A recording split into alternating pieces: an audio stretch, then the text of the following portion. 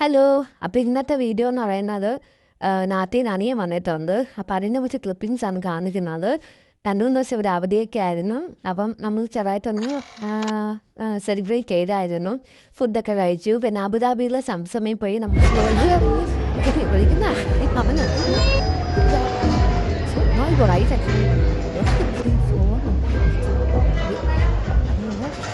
ഫോണൊക്കെ എടുത്തതിന് ശേഷം നമ്മളൊരു മൂവി നൈറ്റ് സെറ്റ് ചെയ്തിട്ടുണ്ടായിരുന്നു. ഡ്രിഡോ മൂവിയായിരുന്നു കണ്ടത്. അങ്ങനെ അതെല്ലാം കഴിഞ്ഞിട്ട് എൻ്റെ വീഡിയോസെല്ലാം കാണുന്നവർക്കറിയാം, എനിക്ക് റുവേസിലൊരു അനിയനുണ്ട്, കസിനുണ്ട്.